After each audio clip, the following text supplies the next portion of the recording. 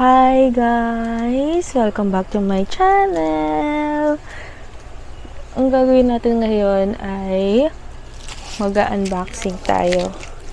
So, this one, I bought it online. Bumili ako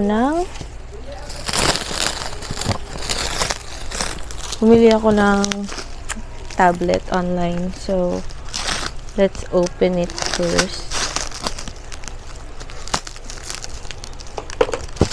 Open na natin siya. Dumating siya nung nakaraan, pero kasi wala ako sa bahay. Nandun ako sa kabilang bahay. Papakita ko sa inyo soon yung bahay sa kabila. Kapag medyo gawa na siya.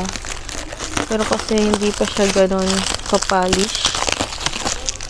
So, if napolish na siya, I'll show it to you.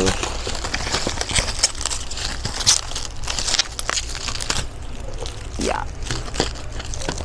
Ooh.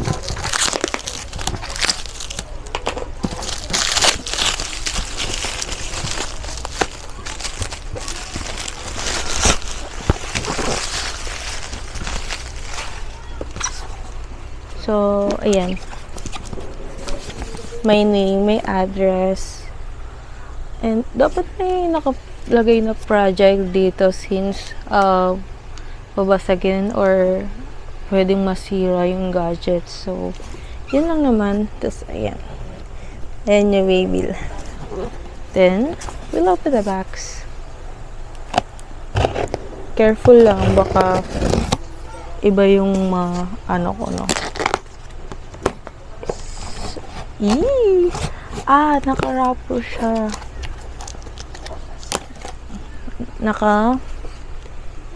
Siya, nasa balloon, pagitan siya. So, okay, may ganyan. Ooh. Then, the waybill ulit. Ooh, this one is the tablet.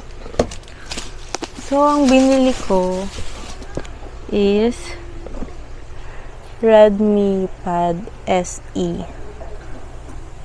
Ayan. Hindi lang kita yung parang SE na word. Pero, yan pa siya sealed. Bakit ko binili SE instead of bagong labas? Kasi, for me, mas prefer ko yung mas malaking gig.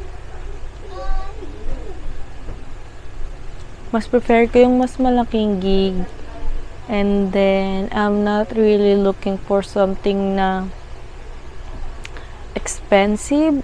Kasi ang gagawin ko lang naman dito is more on edit, more on saving pictures, and Netflix. Yun lang naman guys, para hindi laging sa phone ko yung pananood or editing.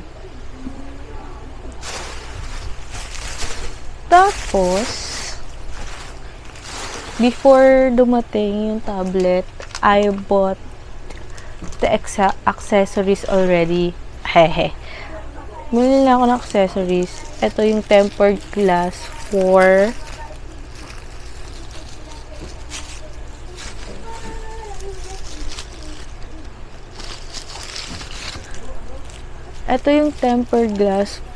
the tablet. Yan siya. Ganyan lang siya kaliit. Tapos, may word siya na camera tempered glass protector. Ganito siya.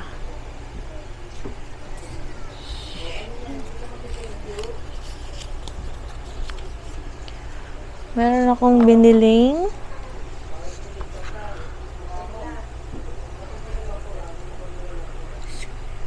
tempered glass. Then,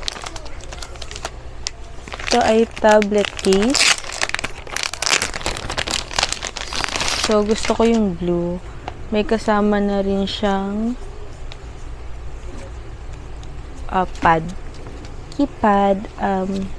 keyboard. Ito siya. Then, yung keyboard is eto siya. Hindi ko pa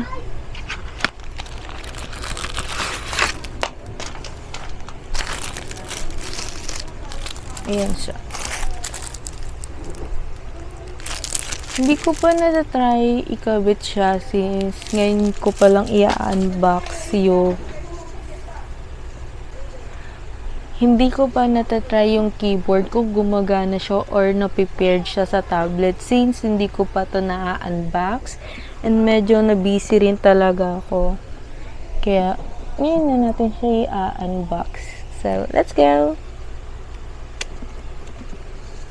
ASMR, guys!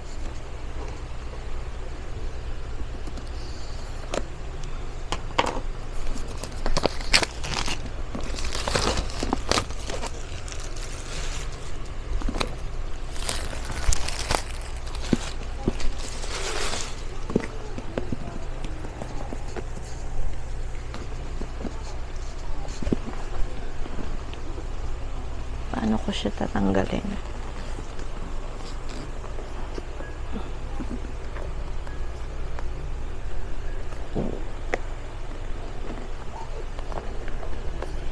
Careful.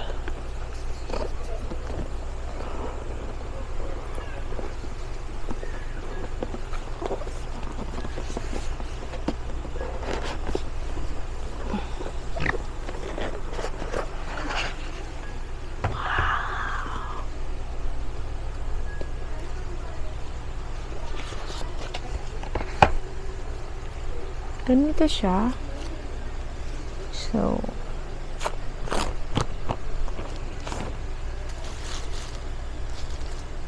wow, medyo malaki siya. Hindi pala medyo malaki siya.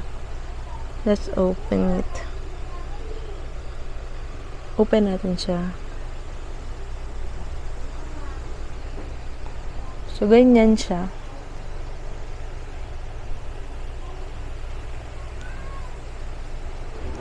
Hintayin lang natin siya mag-open and then titignan natin kung ano yung mga nandito sa boxes. So, manual. Dito yung manual. May pin. Insertan siguro siya ng SD card or panundot sa SD card or SIM card if meron. Tapos, ito yung charger port niya. Nagbasa ako ng mga reviews nila. Ang ayaw lang daw nila dito is yung this one. Kasi medyo mababa daw yung watts niya. So, kasi ang Redmi or Xiaomi ay kilala sa mga fast chargers. So, ayun lang. Wala siyang pen or something. So, ayan na siya. Yes. Too bright, no? So, MIUI pad yung nakasulat. And then, English. Next, Philippines, of course. Philippines, next. Ooh. Ang ganda ng likodan niya, oh. So, next.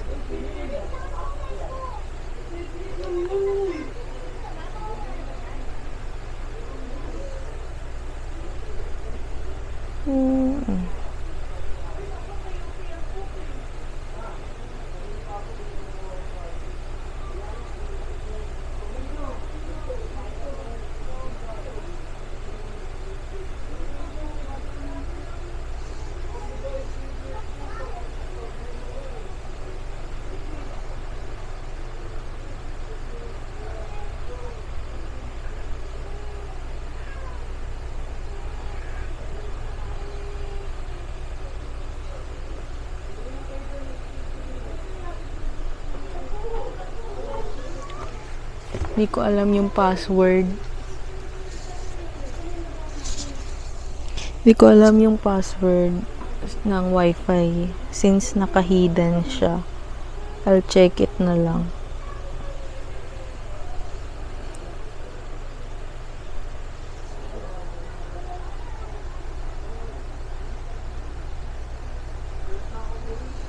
I forgot.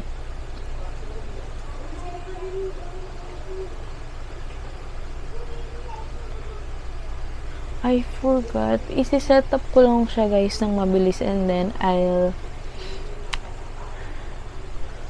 babalik ako. Kasi nakalimutan ko yung password ng wifi. Let's go. Ayun, tapos na natin i-set up yung tablet natin and then titignan natin kung gaano kalakas yung sounds niya. Meron siyang 6 na 1, 2, 3, 4 speakers and then let's try kung gaano siya kalakas.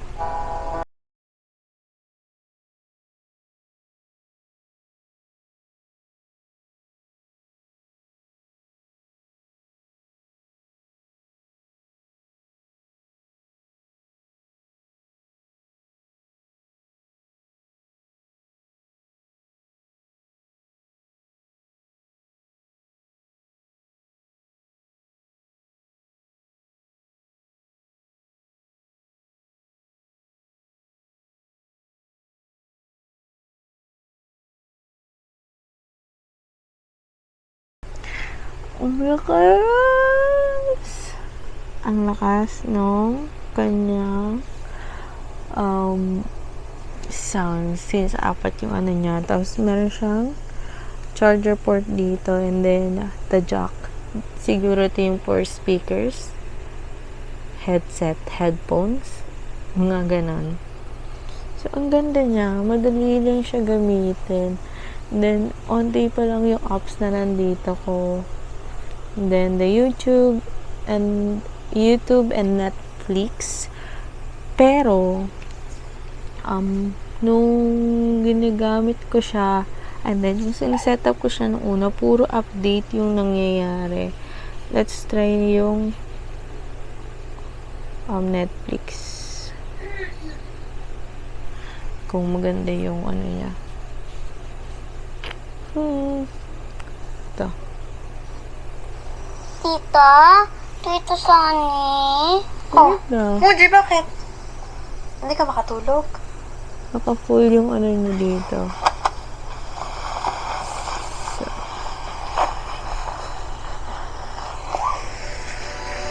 Full. Tingnan. Sana po. Full, ang ganda.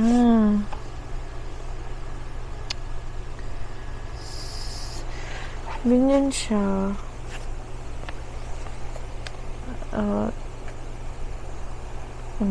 Back natin. Tingnan natin kung tapos na yung updating. Updated pa din siya.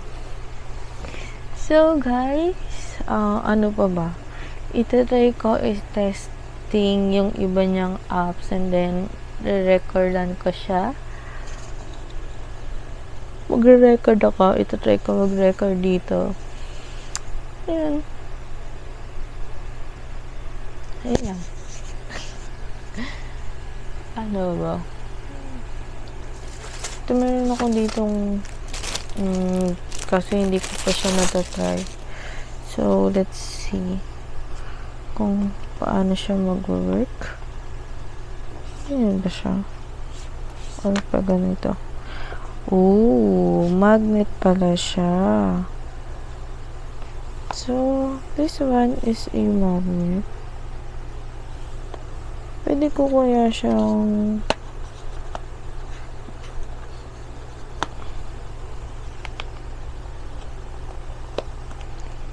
pwede. Pwede palang ganun. This magnet, open. And then, pwede natin ilagay dito yung pen kung meron tayo ng pen. Ayan yung itsura niya pag nakaganyan. Let's try to connect sa Bluetooth.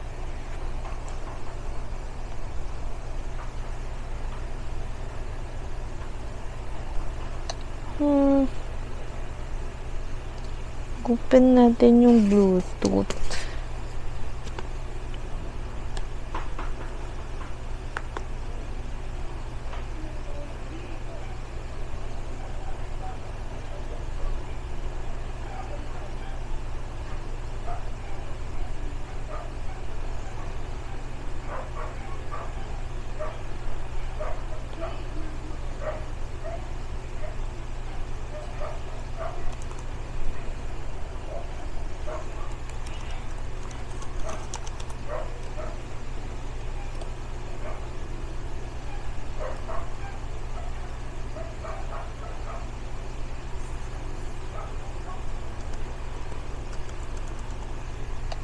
Oh, wow.